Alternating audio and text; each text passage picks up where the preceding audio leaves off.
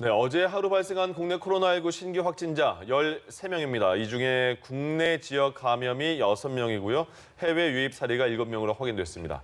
자, 이태원 클럽발 확산세는 좀 주춤해졌지만 방역 당국은 휴일이 방역의 중대 고비가 될 것으로 내다봤습니다. 네, 신상엽 감염내과 전문의 오창석 시사평론가 자리했습니다. 안녕하십니까? 어서 오십시오. 예. 걱정이 많았습니다. 그 국내 확진자가 0명까지 떨어졌다가 다시 이태원 클럽발 확진자가 계속 생겨났잖아요. 얼마나 늘까 했는데 계속 늘다가 다행히 이제 두 자릿수로 줄고 국내 감염자 한 자릿수로 줄었어요. 지금 이 그 분위기는 저희가 어떻게 바라봐야 됩니까? 이제 그 과거에 이제 코로나19 우리나라의 유행을 보면 주로 이제 고위험 시설을 중심으로 이제 급격하게 많은 환자가 이제 짧고 어찌 보면 굵게 이제 나타났었다 그러면 예. 지금 이태원 클럽바 유행은 조금 약간 결이 다릅니다. 그래서 과거 같은 경우는 이제 밀폐된 좁은 공간에 동일 집단이 오랜 기간 접촉하고 첫 환자가 늦게 확진이 되면서 이미 1, 2, 3차 감염이 이제 이제 확진된 나타난 상태에서 이제 방역 당국에서 진단을 했기 때문에 예. 굉장히 급격한 유행이 벌어졌다 그러면 지금 이태원발 유행은 한 4월 24일 이후에 이태원 지역의 클럽을 중심으로 조용한 전파자들이 이제 방문을 하면서 그 내부가 오염되고 그런 확진자들을 통해서 이제 전국에서 이제 사실 이제 사람들이 몰려들고 또 그 지역으로 갔기 때문에 일시적으로 잠깐씩의 이제 노출들이 일어나면서 네. 이제 유행의 양상이 이제 폭발적으로 나타나는 게 아니라 이제 그 적은 숫자가 이제 좀 길게 지속적으로 나타나게 됩니다. 근데 이제 그 유행이 이제 시작이 보통 이제 보면 4월 24일 이후 한 3주 정도가 지났기 때문에 이제 1, 2차 유행의 규모가 지금 어느 정도 드러나고 있는 겁니다. 그래서 100여 명 이상의 1, 2차 감염들이 이제 드러나고 있는 거고 이제 지금의 이제 진짜 문제는 이제 각각 이제 확진자들이 이제 위험성이 있는 사람들이 이제 개별 지역 사회로 들어가서 그 지역에서 이제 또 유행을 일으킬 수 있거든요. 이제 네. 이런 3, 4차 유행이 나타날 수 있는 시기가 됐기 때문에 이제 1, 2차 유행의 규모는 어느 정도 확보가 됐고 어느 정도 지역 사회에 이제 위험성이 남아 있는 것들이 이제 확인이 됐기 때문에 지금부터의 이제 핵심은 그 이제 돌아가 있는 그 숨어 있는 전파자들을 빨리 찾아서 해당 지역에서 지역 사회 유행이 생기지 않도록 이렇게 만드는 게 제일 중요한 상황이라고 봅니다. 그러면은 거기서 또 다른 지역에서 추가적으로 폭발적으로 감염자 수가 늘어날 가능성도 여전히 열려 있다고 봐야 되는 겁니까? 네, 그렇습니다. 지금 그 코로나19의 특징 자체가 이제 그 증상 초기 또 심지어는 무증상기에도 이제 감염이 일어나기 때문에 사실 이제 위험 시설에 노출된 사람들 중에 대부분 지금 뭐 심지어는 3분의 1 이상이 본인이 무증상인 상태에서 확진을 받고 있거든요. 그래서 지금 다 이제 전국으로 흩어졌을 텐데 그런 분들이 해당 지역 사회에서 본인이 감염된지 모르고 또 검사도 적극적으로 받지 않은 상태에서 또 이제 다른 사람들을 감염시키게 된다라고 했을 때 뭐 이렇게 폭발적인 감염은 아니더라도 이제 조용한 전파가 일어나게 될 거고요. 근데 이런 조용한 전파 가운데서 지금 이제 방역 당국의 4대 위험 시설이 있습니다. 네. 유흥 시설, 종교 시설, 실내 체육 시설 뭐 이런 곳들, 학원 이런 곳들을 만나게 됐을 때는 또 그 이제 위험 시설을 매개로 또 이제 작은 또 유행이 일어날 수 있기 때문에 지금 이제 그런 이제 추가적인 위험 시설을 닿는 위험 생기지 않도록 또 이제 주의해야 되는 그런 시기라고 봅니다. 예.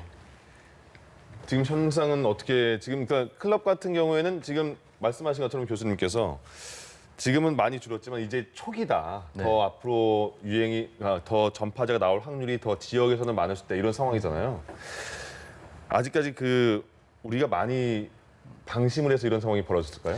일단은 그런 방심을 했다라고 볼 수밖에 없고, 근데 정부도 사실은 거기에 대해서 책임을 피하기 좀 어렵다고 봅니다. 네. 일단 많은 그 방역 당국자들이 이제 사회적 거리두기를 벌써부터 시행하면 안 된다라고 얘기를 했었거든요. 좀 이른감이 있었다라고 했는데 정부 좀 더 욕심을 내서 생활 방역 단계로 들어섰고, 거기에서 많은 국민들이 우리나라는 전 세계 그 어떤 나라보다 방역을 잘하고 있으니까 조금 더 안심하고 이제 거리를 돌아다닌 것이 아닌가라고 조심스럽게 추측해 볼 수가 있고, 지금 보면 N차 감염이라고 할 수 있는 부분들이 지금 160명 중에 74명입니다. 그렇기 때문에 지금 현재 그 이태원 클럽을 다녀오지 않은 사람들 추가 확진이 계속해서 늘어나고 있거든요. 예를 들면 도봉구 노래방 확진자라든지 마포에 있는 주점 확진자 같은 경우는 이태원을 다녀오지도 않았는데도 불구하고 확진이 됐습니다.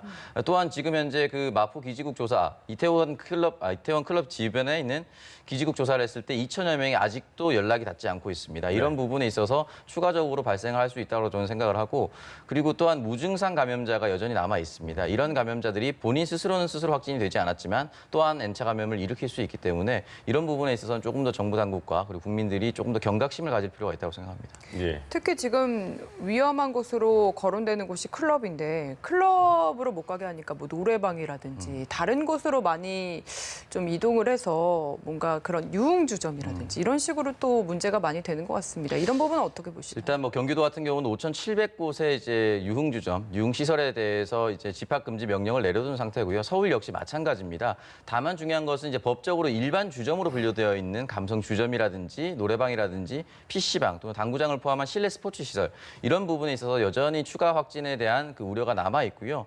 그리고 인천 102번 확진자 무직이라고 썼었던 학원 선생님, 네. 이 학원 선생님 같은 경우는 이제 제자들을 가르쳤는데 이 제자들이 교회를 가는 바람에 그 교회에 있는 1,000여 명이 지금 전부 전수조사 대상이 됐습니다. 그래서 인천시에서 소요되는 비용이 거의 2억 정도까지 들어서 네. 인천의 박남순 시장 같은 경우는 이 102번 환자에 대해서 고발 조치를 할 수밖에 없는 상황이다. 이런 이야기를 남겼거든요. 결국은 주말 동안 종교시설이라든지 이렇게 대규모 인원이 집합하는 공간들을 다시 한 번 더 좀 조심해서 살펴볼 필요가 있다고 봅니다. 이어서 이제 지금 방역 당국도 굉장히 조심하는 부분이 확진자가 다소 주춤은 했지만 오늘 같은 경우에 교회를 많이 가니까 또 여기서 확진되면 어쩌나 이런 말이 있잖아요. 근데 다행히 이 인천 같은 경우에는 교회랑 접촉이 있었는데 교회 한 700여 명을 조사했더니 다 음성으로 나왔단 말이죠. 요새 그러니까 생활 방역은 많은 분들이 잘하고 계시는 것 같은데 그래도 아무리 강조해도 지나치지 않으니까 조금 더 조심할 부분을 말씀해 주시면 뭐가 있을까요?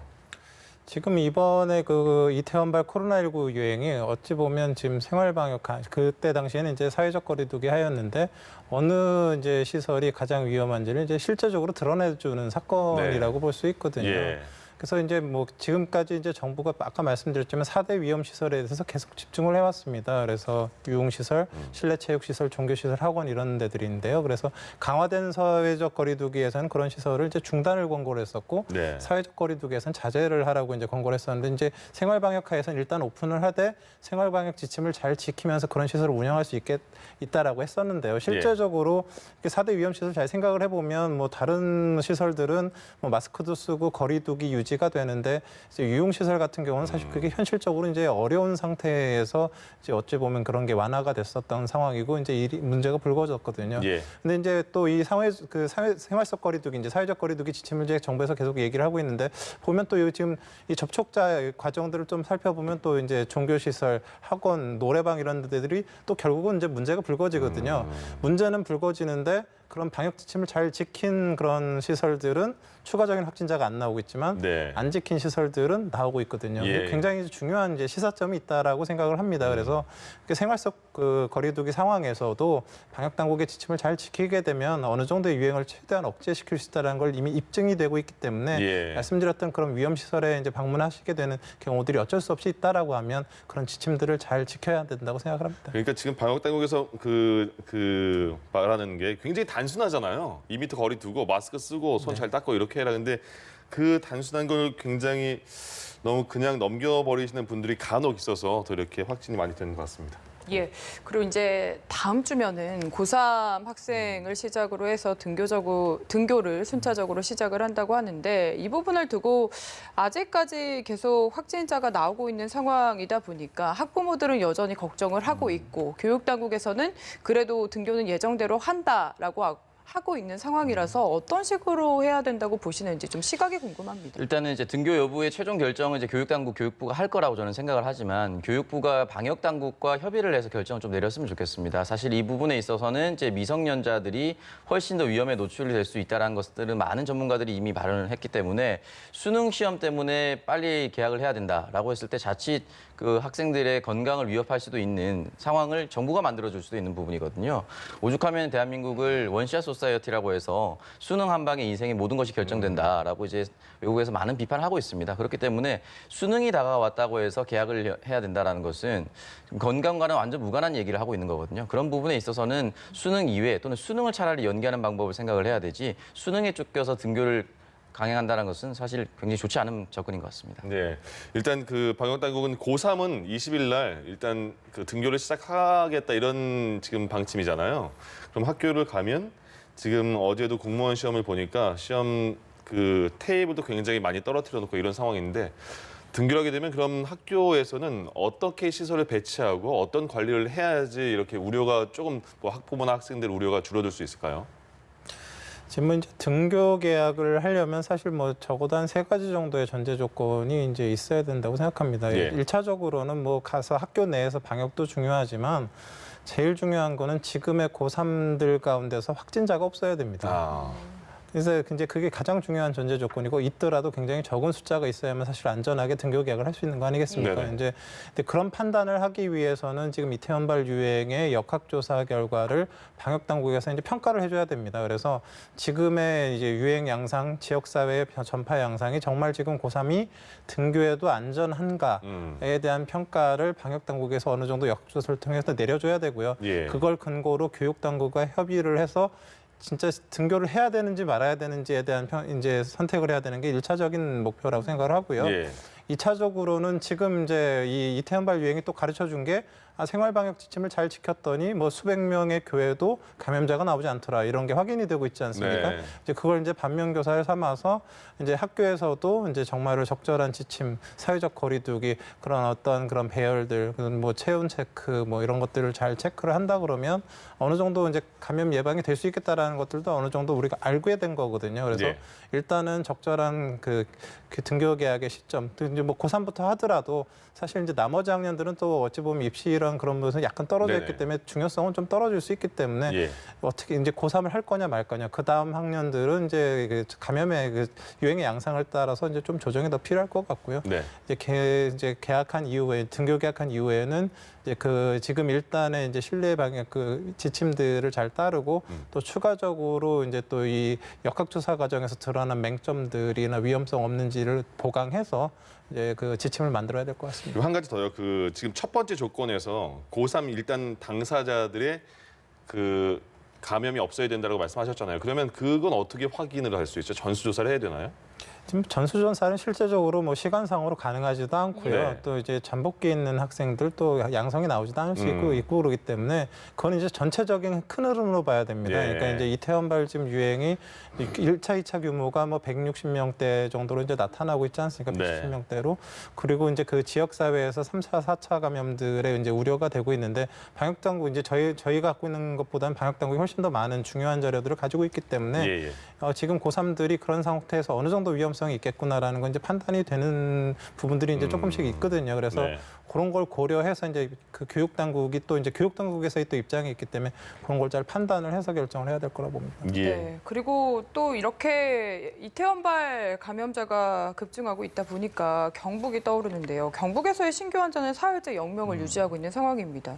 2, 3월에 신천지발로 확진자가 급증했었는데 이제 신천지발의 지역 감염은 종식됐다라고 저희가 이해를 해도 되는 겁니까? 일단 정부 당국이 이제 신천지 신도에 대해서 전수조사를 했었고 사실은 초반에는 이제 많이 숨겼습니다. 이제 종교적 이유로 많이 숨겼고 심지어는 대구 방역 과장도 이 신천지 신도였던 것이었는데 끝까지 숨기다가 이제 나중에 드러난 사례가 있었거든요. 근데 그런 부분에 사례가 있었고 나서 이만희 교주가 직접 나와서 여기에 대해서는 전수조사를 응하고 그리고 방역 당국에 이 모든 명단을 제출하겠다 이렇게 얘기를 했습니다. 그렇기 때문에 그런 부분에 있어서 그때부터 지금까지 충분히 이제 감염이나 방역에 대해서 어느 정도 성공적인 성과를 거뒀다라고 볼 수가 있고 다만 중요한 것은 지금 현재 확진자가 여전히 1,326명이 남아 있고 완치자는 여전히 0명입니다. 지금 현재 60명 정도가 입원해 있는데 이 60명 정도가 모두 완치가 될 때까지 끝났다라고 보기는 좀 어려울 것 같습니다. 아직은 그래도 긴장해야 된다라는 네. 말씀이셨고요. 또 하나 더 여쭤볼게요. 내일부터 시중은행에서 소상공인 2차 대출하고요. 또 긴급재난지원금 오프라인 신청 접수 동시에 진행이 되거든요. 근데 이게 소상공인 1차 대출할 때도 약간 초기에 혼란이 있었습니다. 그래서 좀 신경 써야 될 부분들 짚어주시면 될 것 같거든요. 네, 일단 1차 대상자는 이제 이번에 2차에서 제외가 될 거고요. 소상공인들이나 자영업자들이 진짜 많이 힘듭니다. 그 당시에는 이제 오부제라든지 이런 것들을 제대로 도입하지 못해서 은행을 감에도 불구하고 많이 기다려야 하는 그런 상황들이 지속됐습니다. 따라서 만약에 2차 대상자가 돼서 내가 만약에 이런 대출이 필요하다라고 하면은 적어도 몇 가지 서류를 미리 준비하셔야 될 것 같은데요. 서류는 사업자 등록증과 부가세, 과세 표준 증명원, 국세와 지방세 납세 증명서, 부동산 등기부 등본과 임대차 계약서, 소득 금액 증명원을 미리 준비하셔야 되고 그리고 은행별로 대출 심사가 조금 다르기 때문에 본인이 쓰고 있는 시중 거래은행, 그 거래은행의 대출 심사 규정을 좀 더 살펴봐야 될 것 같고 사실 지금 보면은 저신용자 그리고 중신용자에 대한 대출이 주를 이루고 있는데 이 신용 같은 경우는 한두 달 만에 그렇게 급격하게 바뀌지 않습니다. 네. 올 1월, 2월부터 시작됐었던 이 코로나 바이러스이기 때문에 흔히 말하는 고신용자도 지금 현재 굉장히 어려움을 겪고 있을 수 있거든요. 그리고 이미 파산 신청을 하고 싶고 부동산을 내놓고 싶은데도 불구하고 지금 부동산을 내놓아도 팔리지가 않고 있기 때문에 이런 부분에 있어서도 소상공인과 자영업자 대출이 필요하다고 봅니다. 그래서 예. 정부가 빠르게 3차 추경안을 통해서 모든 자영업자와 소상공인들을 좀 지원할 수 있도록 재정을 좀 증폭했으면 좋겠습니다. 이거 하나 더 정리해 주시죠. 지금 뭐 서울, 경기 뭐 각 지자체마다 재난지원금을 내놓고 이제 국가에서도 주는 거잖아요. 네.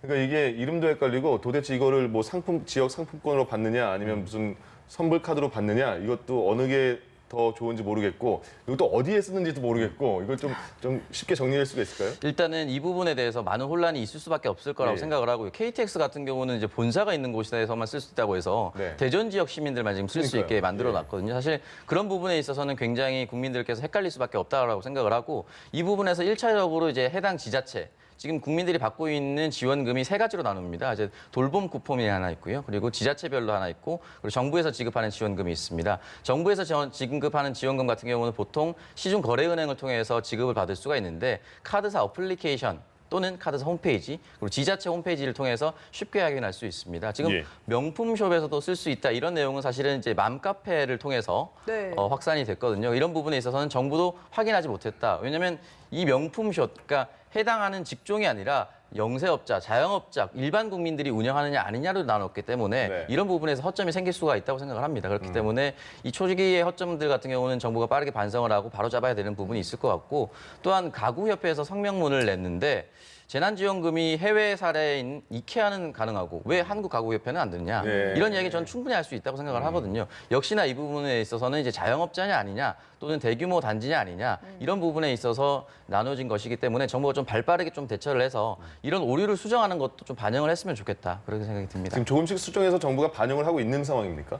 지금 이제 수정을 하고 있는데요. 이미 행정안전부에서 지금 의견을 수렴하고 있는 단계입니다. 아, 예, 예. 그렇기 때문에 이 수렴된 것이 바로 바뀌었다라고 보긴 좀 어렵고요. 지금 수렴하는 단계라고 보시면 될 것 같습니다. 알겠습니다. 자, 이제 해외 확진 사례, 그러니까 이게 뭐냐면요. 오늘 아침 9시 좀 넘어서 러시아에서 우리 교민들이 이제 특별 전세기 편으로 돌아왔잖아요. 거기 뭐 그 주재원 가족도 있고 뭐 유학생도 있고 등등 있는데 한 240명 정도가 돌아왔습니다.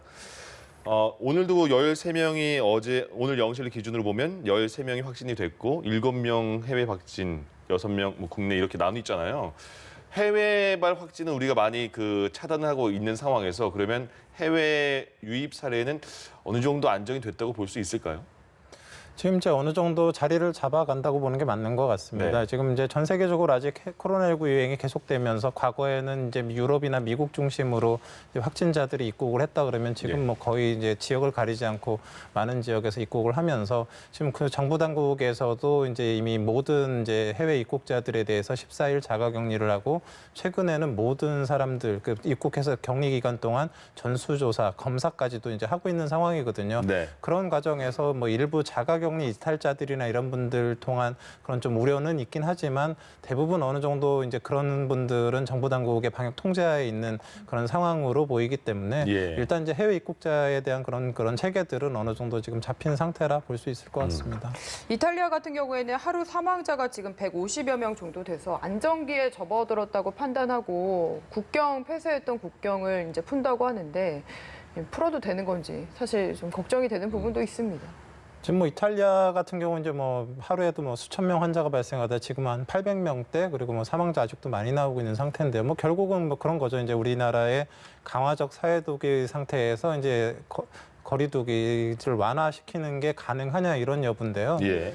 사실 좀 어려운 상황이긴 하죠. 뭐 이제 800명대 신규 확진자 우리나라 신천지 대유행 때 가장 많을 때 확진자 아닙니까? 근데 우리가 그런 상황이었을 때 과연 사회적 거리두기를 완화하겠다라고 했을 때 국민들이 그걸 이해하기 어렸을 것 같거든요. 예. 그래서 물론 이제 그 나라가 굉장히 오랜 기간 동안 이제 사회적 거리두기를 하면서 이제 국민들의 피로도 심할 것 같고 또 경제적인 그런 상황들도 어려울 것 같긴 한데 그 각 나라의 사정은 있겠지만 실제적으로 그렇게 쉬운 상황은 아니라고 판단을 합니다. 네, 지금 국외에서 우리나라를 방역 모범국으로 이렇게 평가를 하고 있지 않습니까? 근데 가장 큰 차이를 뭐 계속 얘기는 하고 있습니다만은 일본에서도 중국과 우리나라한테 그 처방 예방 그 사례 좀 알려줘라 이렇게도 말한 걸로 지금 보도가 돼 있고요. 어떤 게 우리나라 방역의 체계가 이게 다르기 때문에 다른 나라에서도 이렇게 관심을 갖게 되는 걸까요? 결국 이제 대부분의 나라들이 이제 코로나19 방역을 위해서 취했던 태도는 이제 국경 봉쇄거든요. 네. 사실 그건 이제 어떤 상황이냐면 본인 내부적인 그런 방역의 그런 그 역량이 국경 폐쇄를 하지 않고서는 감당이 안 되기 때문에 어쩔 수 없이 하는 거가 이제 국경 폐쇄거든요. 근데 예. 우리나라 같은 경우는 그런 부분에 대해서 굉장히 탄력적이고 어느 정도 이제 오픈을 하면서도 내부적인 그런 방역 시스템을 통해서 그걸 이겨 나갔지 않습니까? 근데 예. 결국 다른 나라들도 언제까지 이제 국경을 막을 수는 없지 않습니까? 지금 이탈리아 얘기하고 있지만, 예. 그러니까 결국은 국경이 오픈된 상태로도 자기네 자체적인 그런 방역 역량을 충분히 갖고 있고 그런 시스템이 마련이 돼야지만 또 그 나라들도 그 나라의 이제 경제 활동들을 할 수 있지 않겠습니까? 근데 예. 우리나라 그런 것들을 어찌 보면 전 세계적으로 유일하게 이제 그 만들어낸 그런 그 시스템을 갖고 있는 그런 나라고 많은 경험들을 갖고 있기 때문에 다른 나라에서도 당연히 배워야 될 부분들이 많다라고 생각을 합니다. 뭐 이탈리아도 그렇고 사실 미국도 주별로 조금 차이는 있지만 처음에는 국경을 봉쇄했다가 경제 문제를 이유로 이런 식으로 조금씩 풀고 있는 상황인데 이런 부분은 참 딜레마적인 요소가 많이 있는 것 같습니다. 어떻게 보시나요? 그 방금 말씀드렸던 이탈리아 같은 경우도 이제 그 이탈리아의 관광 산업이 전체 그 수입의 13%를 차지한다고 합니다. 그렇기 때문에 사실은 이제 그 수입원 문제 때문에 풀 수밖에 없었다라고 저는 생각을 하고 생계인 조약 때문에 이제 인적 물적 이동 자유가 있다 이런 거는 사실 이제 명목상의 내용인 것이죠. 그 수입이 13%라는 것은 결국은 거기서 벌어들인 수익 그리고 거기에서 벌어들였던 자영업자가 다시 소비로 이어집니다. 그렇기 때문에 국가 경제 전체에 영향을 미친다라고 볼 수밖에 없고 미국 같은 경우는 사실은 이제 선거가 다가오다 보니까 그런 선거에 있어서 트럼프 대통령이 재선의 의지를 가지려면 본인의 지지층인 러스트벨트라든지 판벨트를 다시 한번 활성화시켜야 됩니다. 예. 그런 의미에서 사실은 이제 경제 활성화가 필요한 부분이 있고 이런 부분에 있어서 테슬라 일론 머스크 같은 경우는 나를 처벌해도 상관없다. 우리는 공장을 재개하겠다. 이런 부분까지 겹치면서 사실 모두가 경제적 논리로 인해서 이제 국경 폐쇄를 점진적으로 이제 폐쇄하고 다른 방식의 이제 방법을 찾아 나가고 있는 추세라고 볼 수가 있습니다. 예. 이제 코로나19 같은 게 정말 지금 뭐 처방할 수 있는 약도 없고요. 그 백신도 없고 이런 상황이지 않습니까? 그래서 여러 가지 지금 상황이 세계에서도 혼란스러운 것 같은데 영국을 보니까 이렇더라고요. 마약 탐지견처럼 코로나19를 냄새로 뭐 확인할 수 있는 그런 개를 훈련시킨다 이런 말이 나오거든요. 가능하다고 보십니까? 뭐 사실 마약 탐지견이 이제 생각보다 많은 일들을 해오고 있습니다. 네. 이제 마약 탐지도 하고 뭐 폭발물 같은 거 이제 그 탐지도 하고 그러는데 예. 사실 뭐 의료 쪽으로도 이제 여러 노력들을 해오긴 했습니다. 이제 실제적으로 무슨 영국 같은 데서는 말라리아 환자를 갖다가 뭐 이렇게 이제 어느 정도 선별하는 거나 뭐 지금 최근에 또 뭐 암 환자 선별에 뭐 도움이 된다라는 뭐 연구들까지는 이제 하고는 있고요. 아, 이게 정말 생소한 그런 얘기가 아니군요. 뭐 여러 노력들을 사실 이제 이제 인간과는 다른 또 이제 다른 탐지 능력을 갖고 있기 때문에 뭐 예. 시도는 하고는 있는데 글쎄 이게 이제 코로나19가 과연 적용이 가능할 것이냐에 대해서는 좀 의문이 드는 부분이 있긴 합니다. 왜냐하면 뭐 코로나19 아시겠지만 수십 번의 유전자 증폭을 해도 이게 맞냐 틀리냐 지금 잘 모르거든요. 예. 여러 가지 검사 오류들이 있는 상황에서 과연 그 마약 탐지견이 뭐 어떤 탐지 능력이 있는지 모르겠지만 그걸 정말로 검사를 탐지해낼 수 있는 능력이 있는지에 대해서는 잘 모르겠고요. 뭐 그걸 해보겠다는 거고. 예. 또 하나의 문제는 뭐 지금 저희 검사할 때 아시지만 대부분 이제 레벨 D 방호복 입고 하지 않습니까? 아니면 무슨 워킹스루 같은 경우는 신생아 무슨 인큐베이터 같은 걸 네. 가지고 이제 이렇게 해서 하는데 예. 그럼 탐지견이 그런 걸 입고 할 수도 있는 것도 아니고 탐지견이 걸릴지 않은 걸지는 모르겠지만 매개체가 될 수는 있거든요. 걸린다는 탐지견에 의한 전파도 예, 가능할지 그러니까 모른다. 이제 그게 정말로 그게 실제적으로 활용이 가능하냐 예. 이 부분이 이렇게 간단할 것 같지는 않거든요. 그러네요. 뭐 여러 이제 노력들은 해볼 수는 있겠지만 예. 이게 이제 현실화될지에 대해서는 좀 의문스러운 부분이 있습니다. 예. 네. 그 코로나19 관련해서 결국에는 치료제와 백신이 개발이 돼야 하는 문제인데 뭐 트럼프 대통령이 최단 기간으로 최대 속도로 개발하겠다. 결국에는 뭐 대선 염두에 두고 한 발언이긴 하겠지만 지금 진행이 뭐 어느 정도나 됐는지 뭔가 궁금하거든요. 어느 정도 시간에 저희가 좀 기대를 해볼 수 있겠습니까? 사실 이제 백신이나 치료제 개발에서 제일 중요한 건 시간 싸움, 돈 싸움이거든요. 지금까지 중요한 그런 그 백신들의 이제 개발이나 이런 중요한 치료제들 개발은 사실 미국이 이제 손을 댔을 때, 미국이 관심을 가졌을 때 예. 빨라진 건 확실합니다. 예. 그래서 이제 그런 부분들은 이제 긍정적인 부분이긴 한데 이 코로나 바이러스의 특징 자체가 지금 아까 말씀드린 뭐 사스, 메르스 아직 백신 없거든요. 굉장히 어려운 부분들이 있고 뭐 아무리 시간을 투자해도 한번 바이러스 변이 생기면 그 기존의 노력들이 없어지는 뭐 그런 상황들이기 때문에 이제 당연히 이제 미국이 관심 가지고 많은 이제 그런 노력을 쏟는다 그러면 뭐 전 세계 합심했을 때 어느 정도의 단축 충분히 일어날 수는 있다고 생각을 하는데 그게 예. 과연 올해 안에 가능할 거냐에 대해서는 굉장히 좀 어려운 부분들도 있고 그래서 이제 앞으로 이제 WHO랑 이런 건 같이 좀 협력을 해서 좀 진행을 했으면 좋겠다는 생각이 듭니다. 알겠습니다. 네. 오평론가님, 그 지금 방역 당국에서도 계속 강조하는 게 시간과의 싸움이다. 그리고 자가격리도 그렇고 그다음에 내가 그 확진이 되는지 아닌지 미심적인 상황에서는 자진 신고 이렇게 말을 하잖아요. 근데 아직까지 그 보면 젊은 층들 20, 30대는 본인이 걸려도 걸린지 모르고 넘어갈 수도 있고 그래서 본인은 정말 이상이 없지만 전파가 굉장히 심각한 거 아니겠습니까? 전파 때문에. 네, 일단 그 부분에 있어서 사실은 10대, 20대가 조금 다른 연령대에 비해서 경각심이 낮은 건 좀 사실인 것처럼 네. 보입니다. 왜냐면은 기본적으로 지금 현재 누원지라든지 나들이를 가는 곳에서 사진을 찍힌 곳을 보면은 대부분은 10대, 20대였고 예전에 석촌호수의 길을 한번 봉쇄한 적이 있습니다. 네. 그래서 텅 비어 있는 사진들이 많이 돌았었는데 놀라운 것은 그 텅 비어 있는 곳 바로 위에 계단에서 사진을 많이 찍었었거든요. 네. 결국은 다 나갔습니다. 그러니까 안 나갔던 것이 아니거든요.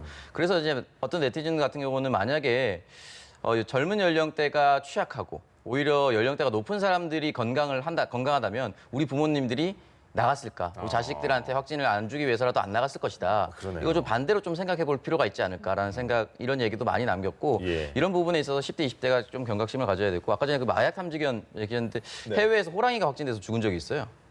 그래서 코로나19로요? 예, 그래서 그런 부분이 있기 때문에 탐지견 전 활용이 거의 불가능하다라고 저는 생각이 들고 물론 이제 영국에서 뭐 하고 싶은 건 다 해야겠죠. 예, 예. 근데 이제 지금 뭐 렘데시비르라든지 뭐 이런 관련된 그 치료 백신에 대한 문제도 지금 아프리카 일부 지역에서 미국이 몰래 신체 실험을 하고 있다 이런 기사들이 계속 쏟아지고 있습니다. 사실인지 아닌지는 확인해 봐야 되는 추측성 거죠. 보도긴 한데 예. 확인을 해봐야 되거든요. 그러니까 결국은 물론 빨리 나와서 많은 사람들이 추가 확진이 나오지 않는다면 정말 좋겠지만 이런 연구 윤리 문제라든지 이런 부분에 있어서는 반드시 지켜져야 할 것들이 있습니다. 그런 부분들은 지켜져야 되고 발맞춰서 나갔으면 좋겠고 지금 현재 백신 전쟁이 좀 시작된 것 같은 것이 미국 FBI에서 중국 해커들이 지금 이 백신 개발하고 있는 회사를 해킹하려고 한다. 이런 또 보고를 또 낸 적이 있습니다. 최근입니다. 그래서 그런 부분에 있어서는 연구윤리 문제와 이런 부분들이 많이 결부되어 있기 때문에 빠른 것만이 좋은 것은 아니다라고 저는 생각합니다. 예, 알겠습니다. 오늘 말씀 여기까지 드리겠네요. 지금까지 신상엽 감염내과 전문의 오창석 시사평론가 두 분과 함께했습니다. 고맙습니다. 네, 잘 들었습니다.